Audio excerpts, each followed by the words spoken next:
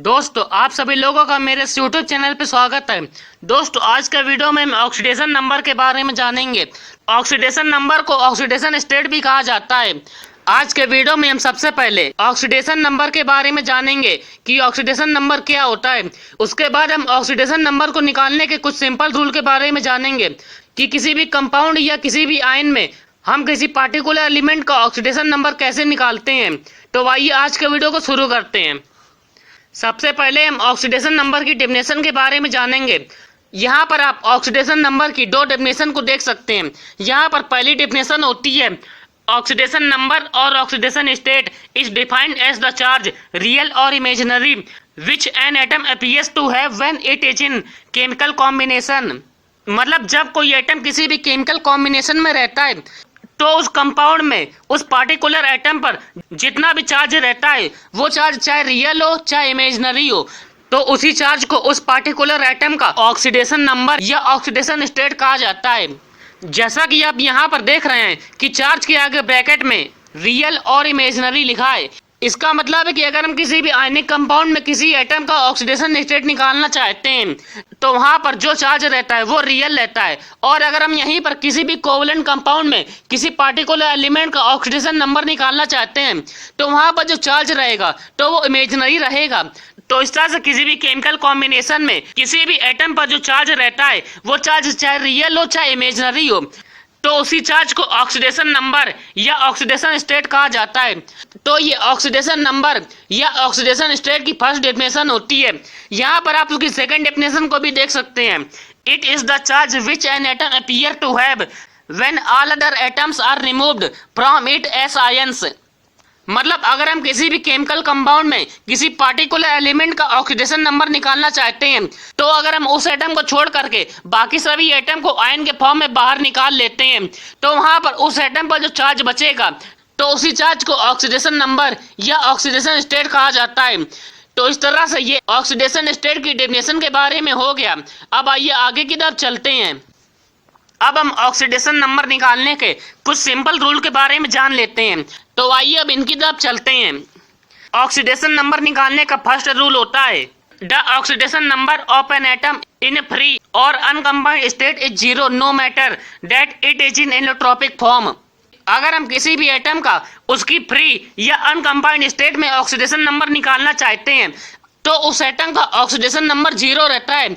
यहाँ पर ये बात मैटर नहीं करती है कि वो एटम एलोट्रोपिक फॉर्म में है। तो यहाँ पर आप उसका एग्जांपल भी देख सकते हैं।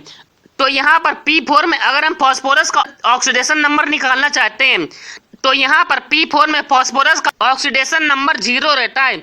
इसी तरह से अगर हम यहाँ पर O2 में ऑक्सीजन का ऑक्सीडेशन नंबर निकालना चाहें तो ये भी जीरो आता है। इसी तरह से अगर हम ओजोन में ऑक्सीजन का ऑक्सीडेशन स्टेट निकालना चाहें तो वो भी जीरो आता है। इसी तरह से अगर हम यहाँ पर Cl2 में क्लोरीन का निकालें तो उसका भी ऑक्सीडेशन नंबर जीरो आता है।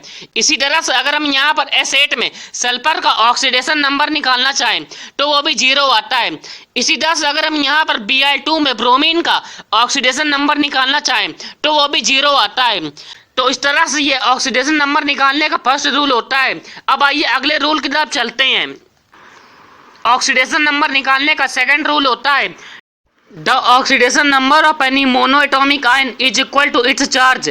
मतलब अगर हम किसी भी मोनोएटॉमिक आयन का ऑक्सीडेशन नंबर निकालना चाहते हैं तो उसका ऑक्सीडेशन नंबर उस मोनोएटॉमिक आयन के चार्ज के बराबर होता है। इसका मतलब ये है कि अगर किसी भी अकेले एटम पे कोई भी चार्ज है तो वो चार्ज ही उसकी ऑक्सीडेशन नंबर के बराबर होता है। यहाँ पर आप उसका एग्जांपल भी देख सकते हैं।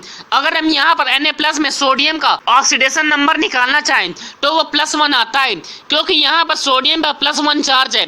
इसी तरह से अगर हम यहाँ पर Cl- में क्लोरीन का ऑक्सीडेशन नंबर निकालना चाहें तो वो -1 आता है क्योंकि यहाँ पर क्लोरीन पर -1 नेगेटिव चार्ज है। इसी तरह से यहाँ पर Mg2+ में मैग्नीशियम का ऑक्सीडेशन स्टेट +2 है और यहाँ पर O2- में ऑक्सीजन का ऑक्सीडेशन स्टेट -2 है। तो इस तरह से ये ऑक्सीडेशन स्टेट निकालने का सेकंड रूल होता है। अब आइए इसके थर्ड रूल की तरफ चलते हैं। ऑक्सीडेशन स्टेट निकालने का थर्ड रूल होता है the oxidation number of fluorine is -1 in all its compound. मतलब अगर हम फ्लोरीन के किसी भी कंपाउंड की बात करें तो उन सभी कंपाउंड में फ्लोरीन का ऑक्सीडेशन नंबर -1 रहता है। तो ये ऑक्सीडेशन नंबर निकालने का थर्ड रूल होता है। अब आइए इसके फोर्थ रूल की तरफ चलते हैं। ऑक्सीडेशन नंबर निकालने का फोर्थ रूल होता है the oxidation number of oxygen is -2 in all compound accept in peroxide, super oxide and oxygen fluoride. मतलब परऑक्साइड, सुपर ऑक्साइड और ऑक्सीजन फ्लोराइड को छोड़ करके सभी कंपाउंड में ऑक्सीजन का ऑक्सीडेशन नंबर -2 होता है। अगर हम यहाँ पर परऑक्साइड की बात करें तो यहाँ पर परऑक्साइड में ऑक्सीजन का ऑक्सीडेशन नंबर -1 होता है। अगर हम यहाँ पर सुपर ऑक्साइड की बात करें तो यहाँ पर सुपर ऑक्साइड में ऑक्सीजन का ऑक्सीडेशन नंबर -1/2 होता है। और अगर हम यहाँ पर ऑक्सीजन फ्लोराइड्स की बात करें तो इसमें ऑक्सीजन का ऑक्सीडेशन नंबर +2 होता है। तो ये ऑक्सीडेशन नंबर निकालने का फोर्थ रूल होता है। अब आइए इसके फिफ्थ रूल की तरफ चलते हैं। ऑक्सीडेशन नंबर निकालने का फिफ्थ रूल होता है the oxidation number of hydrogen is +1 in all its compound accept in metallic hydride like NaH, BaH2 etc. Hydrogen is in -1 oxidation state in this hydride. मतलब अगर हम हाइड्रोजन कंटेनिंग कंपाउंड में hydrogen की oxidation state निकालना चाहें तो वो +1 होती है। लेकिन अगर हम मेटल हाइड्राइड मतलब NaH या BaH2 या इसके जैसे और मेटल हाइड्राइड में हाइड्रोजन की ऑक्सीडेशन स्टेट निकालना चाहें तो वो -1 आती है। तो ये ऑक्सीडेशन स्टेट निकालने का फिफ्थ रूल होता है। अब आइए इसके अगले रूल की तरफ चलते हैं। ऑक्सीडेशन स्टेट निकालने का अगला रूल होता है the oxidation number of alkali metals is +1 the oxidation number of alkaline earth metals is +2। मतलब एल्काइली मेटल्स का ऑक्सीडेशन नंबर +1 होता है और एल्कलाइन अर्थ मेटल्स का ऑक्सीडेशन नंबर +2 होता है। तो ये ऑक्सीडेशन स्टेट निकालने का सिक्स्थ रूल होता है। अब आइए अगले रूल की तरफ चलते हैं। ऑक्सीडेशन नंबर निकालने का सेवेंथ रूल होता है the halogens other than fluorine have an oxidation number of -1 except when these halogens are combined with a more electronegative element that is with oxygen or with a more electronegative halogen। मतलब fluorine के अलावा जितने भी halogens होते हैं तो उन सभी का ऑक्सीडेशन नंबर -1 होता है। लेकिन अगर वो हेलोजेंस अपने से ज़्यादा इलेक्ट्रोनेगेटिव एटम के साथ जुड़े रहते हैं तो उनका ऑक्सीडेशन नंबर -1 नहीं रहता है। अगर हम यहाँ पर उन हेलोजन से ज़्यादा इलेक्ट्रोनेगेटिव एटम की बात करें तो वो ऑक्सीजन हो सकता है या उस हेलोजन से ज़्यादा इलेक्ट्रोनेगेटिव कोई हेलोजन हो सकता है। तो ये ऑक्सीडेशन नंबर निकालने का सेवेंथ रूल हो गया। अब आइए अगले रूल की तरफ चलते हैं। ऑक्सीडेशन नंबर निकालने का एथ रूल होता है जैसे मान लिए कोई कोवलेंट कंपाउंड दो एटम्स ए और बी से मिलकर बना है और अगर वहाँ पर बी की इलेक्ट्रोनेगेटिविटी ए से ज़्यादा है तो अगर हम उस कंपाउंड में किसी भी एटम का ऑक्सीडेशन नंबर निकालना चाहें तो वो हम कैसे निकालेंगे उसी के बारे में ये अगला रूल होता है। जैसे मान लिए कोई भी एटम ए और बी से मिलकर बना है और अगर ए और बी के बीच में एक सिंगल बॉन्ड का फॉर्मेशन हुआ है और चूंकि यहाँ पर बी की इलेक्ट्रोनेगेटिविटी ए से ज़्यादा है तो इसका मतलब है कि यहाँ पर बी इलेक्ट्रॉन पेयर को अपनी तरफ खींच लेगा। मतलब यहाँ पर बी एक सिंगल बॉन्ड से इलेक्ट्रॉनों को अपनी तरफ खींच रहा है। मतलब यहाँ पर बी की ऑक्सीडेशन स्टेट -1 होगी क्योंकि यहाँ पर ए केवल एक ही सिंगल बॉन्ड से इलेक्ट्रॉनों को लूज कर रहा है। इसका मतलब कि यहाँ पर ए की ऑक्सीडेशन स्टेट +1 होगी। इसी तरह से अगर यहाँ पर ए और बी के बीच में एक डबल बॉन्ड का फॉर्मेशन होता है चूंकि यहाँ पर बी ए से ज़्यादा इलेक्ट्रोनेगेटिव है इसलिए यहाँ पर बी इलेक्ट्रॉन पेयर को अपनी तरफ खींचने लगता है। चूंकि यहाँ पर इस केस में बी इलेक्ट्रॉन पेयर को दो बॉन्ड की हेल्प से अपनी तरफ खींच रहा है। इसका मतलब है कि यहाँ पर बी का ऑक्सीडेशन नंबर -2 होगा और चूंकि यहाँ पर ए इलेक्ट्रॉन पेयर को दो बॉन्ड से लूज कर रहा है इसका मतलब है कि यहाँ पर ए की ऑक्सीडेशन स्टेट +2 होगी। इसी तरह से अगर यहाँ पर ए और बी के बीच में एक ट्रिपल बॉन्ड का फॉर्मेशन होता है तो यहाँ पर बी की ऑक्सीडेशन स्टेट -3 और ए की ऑक्सीडेशन स्टेट +3 होती है। तो इस तरह से ये ऑक्सीडेशन स्टेट निकालने के एथ रूल के बारे में हो गया। अब आइए ऑक्सीडेशन स्टेट निकालने के लास्ट रूल के बारे में जान लेते हैं। यहाँ पर आप ऑक्सीडेशन स्टेट निकालने के 9th रूल को देख सकते हैं। For ions the algebraic sum of oxidation number of all atoms is equal to the net charge on the ion. For neutral molecules the algebraic sum of the oxidation number of all the atoms present in the molecule is 0। इसका मतलब ये है कि अगर हम किसी भी ion की बात करें तो उस आयन में जितने भी एटम होते हैं तो उन सभी एटम की ऑक्सीडेशन नंबर का अलजेब्रिक सम उस आयन के नेट चार्ज के बराबर होता है।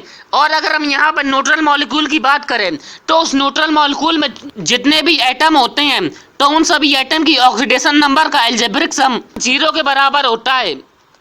तो इस तरह से ये ऑक्सीडेशन नंबर निकालने के कुछ रूल के बारे में हो गया। अब आइए आगे की तरफ चलते हैं। अब हम ऑक्सीडेशन नंबर की कैलकुलेशन के बारे में जानेंगे, मतलब किसी भी कंपाउंड में किसी पार्टिकुलर एलिमेंट का ऑक्सीडेशन नंबर कैसे निकाला जाता है, तो उसके बारे में जानेंगे। तो आइए इनको कुछ एग्जांपल लेके समझते हैं। यहाँ पर पहले एग्जाम्पल में हमें H2SO3 में सल्फर के ऑक्सीडेशन नंबर को निकालना है।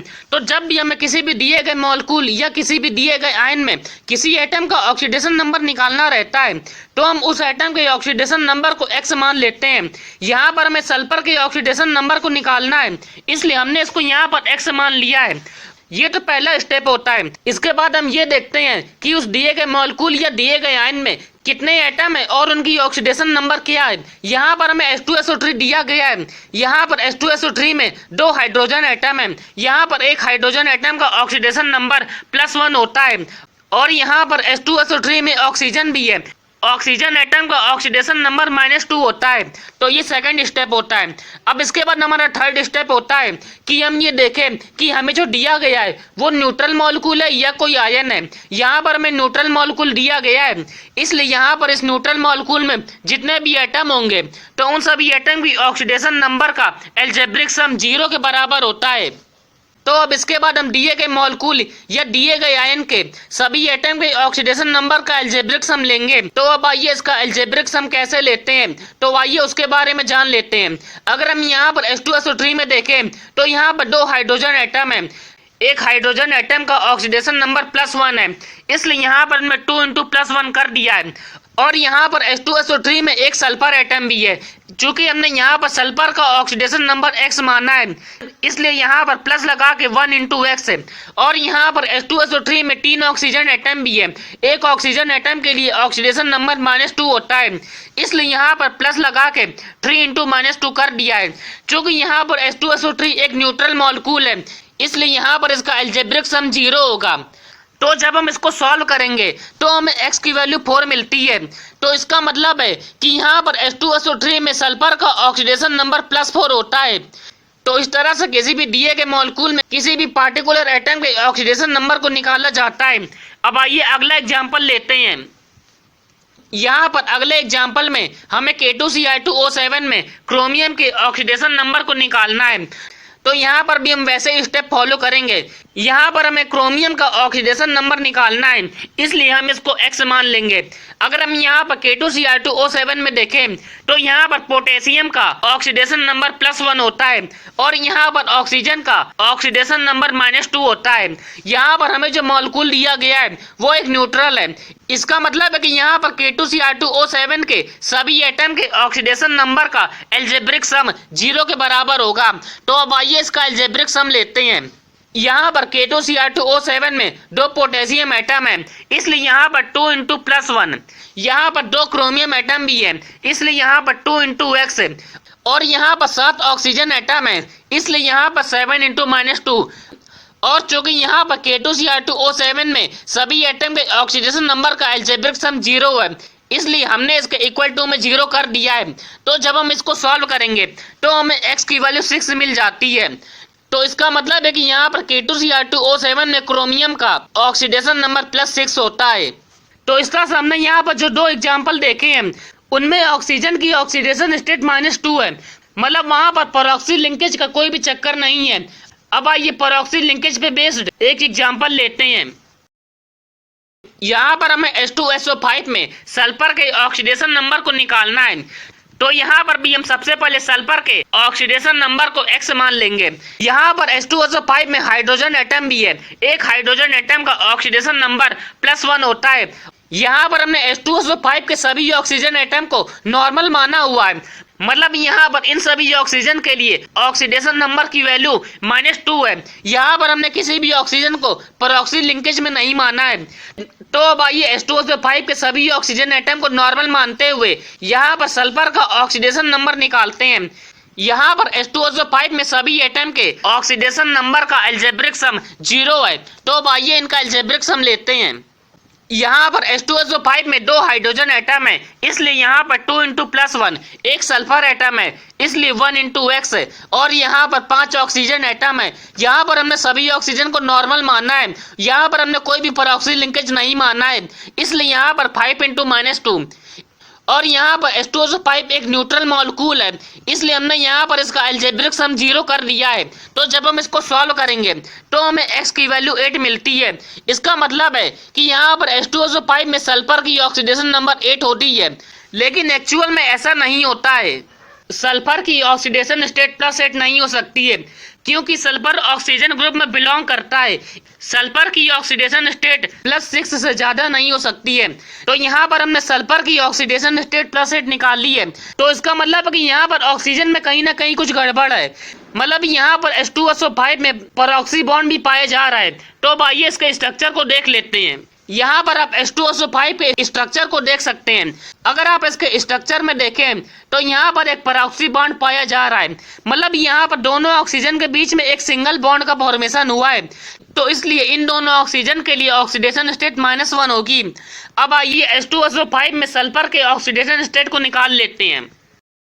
चूंकि जैसा कि हमने H2SO5 के स्ट्रक्चर में देखा था कि वहां पर एक परऑक्सो ग्रुप पाया जा रहा था, मतलब यहाँ पर परऑक्सो ग्रुप के दोनों ऑक्सीजन एटम के लिए उनकी ऑक्सीडेशन स्टेट -1 होगी। अब आइए H2SO5 में सल्फर के ऑक्सीडेशन नंबर को रिकैलकुलेट करते हैं। यहाँ पर H2SO5 में 2 हाइड्रोजन एटम है, इसलिए यहाँ पर 2 इंटू +1, एक सल्फर एटम है इसलिए यहाँ पर 1 इंटू एक्स।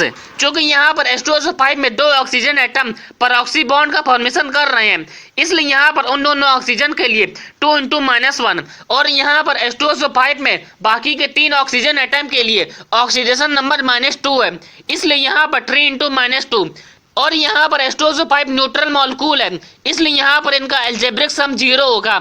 तो जब हम इसको सॉल्व करेंगे तो हमें x की वैल्यू 6 मिलती है, मतलब यहाँ पर H2SO5 में सल्फर का ऑक्सीडेशन नंबर +6 होता है। तो इस तरह से हमने किसी भी मॉलिक्यूल में किसी पार्टिकुलर एटम के ऑक्सीडेशन नंबर के बारे में डिस्कस किया। अब आइए हम किसी भी आयन में किसी भी पार्टिकुलर एटम के ऑक्सीडेशन नंबर को कैसे निकाला जाता है, तो अब आइए उसके बारे में जान लेते हैं। यहाँ पर हमें H2O72- में सल्फर के लिए ऑक्सीडेशन नंबर को कैलकुलेट करना है। तो यहाँ पर हम सबसे पहले सल्फर के ऑक्सीडेशन नंबर को x मान लेंगे। यहाँ पर H2O72- में ऑक्सीजन भी है, यहाँ पर ऑक्सीजन के लिए ऑक्सीडेशन नंबर -2 होता है। अब अगर हम यहाँ पर दिए गए आयन H2O72- में देखें तो यहाँ पर 2- नेगेटिव चार्ज है। तो इसका मतलब है कि जब हम इस आयन के सभी एटम के ऑक्सीडेशन नंबर का अलजेब्रिक सम लेंगे तो वो -2 आएगा। तो अब आइए H2O72- के सभी एटम के ऑक्सीडेशन नंबर का अलजेब्रिक सम ले लेते हैं। यहाँ पर 2 सल्फर एटम है, यहाँ पर सल्फर का ऑक्सीडेशन नंबर हमने x माना है, इसलिए यहाँ पर 2 इंटू एक्स है। यहाँ पर 7 ऑक्सीजन एटम है और एक ऑक्सीजन के लिए ऑक्सीडेशन नंबर -2 होता है, इसलिए यहाँ पर 7 इंटू -2, और यहाँ पर H2O72- में 2- नेगेटिव चार्ज है, इसलिए यहाँ पर इसका अलजेब्रिक सम -2 के बराबर होगा। तो जब हम इसको सॉल्व करेंगे तो हमें x की वैल्यू 6 मिलती है। तो इसका मतलब है कि यहाँ पर H2O72- में सल्फर का ऑक्सीडेशन नंबर +6 होता है। अब आइए किसी भी आयन में परऑक्सी लिंकेज वाला एक एग्जाम्पल लेते हैं। यहाँ पर हमें H2O82- में सल्फर के ऑक्सीडेशन नंबर को निकालना है। तो जब हम यहाँ पर सभी ऑक्सीजन को नॉर्मल मानते हुए, मतलब उनकी ऑक्सीडेशन स्टेट को -2 मानते हुए, जब सल्फर का ऑक्सीडेशन नंबर निकालते हैं तो वो +7 आता है, लेकिन सल्फर के लिए ऑक्सीडेशन नंबर +7 नहीं हो सकता है, क्योंकि ये ऑक्सीजन ग्रुप में बिलोंग करता है। तो यहाँ पर आप H2O82- के स्ट्रक्चर को देख सकते हैं। यहाँ पर आप इसके स्ट्रक्चर में एक परऑक्सी बॉन्ड को देख सकते हैं। यहाँ पर इन दोनों ऑक्सीजन के बीच में एक परऑक्सी बॉन्ड का फॉर्मेशन हुआ है। तो इसका मतलब है कि यहाँ पर इन दोनों ऑक्सीजन के लिए ऑक्सीडेशन नंबर -1 होगा। तो अब आइए H2O82- में सल्फर के ऑक्सीडेशन नंबर के कैलकुलेशन की तरफ चलते हैं। यहाँ पर हमने सल्फर के ऑक्सीडेशन नंबर को x मान लिया है। चूंकि यहाँ पर परऑक्साइड बॉन्ड भी पाया जा रहा है, इसलिए यहाँ पर परऑक्सी बॉन्ड वाले ऑक्सीजन के लिए ऑक्सीडेशन नंबर -1 होगा, और यहाँ पर बचे हुए 6 ऑक्सीजन के लिए ऑक्सीडेशन नंबर -2 होगा। अगर हम यहाँ पर इस आयन को देखें तो यहाँ पर इस आयन के सभी एटम के ऑक्सीडेशन नंबर का एल्जेब्रिक सम -2 होगा। तो अब आइए इसका एल्जेब्रिक सम लेते हैं। यहाँ पर H2O8 2- में 2 सल्फर एटम है, इसलिए यहाँ पर 2 × X है। यहाँ पर 2 परऑक्सी बॉन्ड वाले ऑक्सीजन है, इसलिए यहाँ पर 2 × -1। और यहाँ पर बाकी के बचे हुए 6 ऑक्सीजन के लिए ऑक्सीडेशन नंबर -2 है, इसलिए यहाँ पर 6 × -2। और यहाँ पर एल्जेब्रिक सम -2 है, इसलिए हमने यहाँ पर इसके इक्वल टू में -2 कर दिया है। तो जब हम इसको सॉल्व करेंगे तो हमें x की वैल्यू 6 मिलती है। तो इसका मतलब है कि यहाँ पर H2O8 2- में सल्फर की ऑक्सीडेशन नंबर +6 होती है।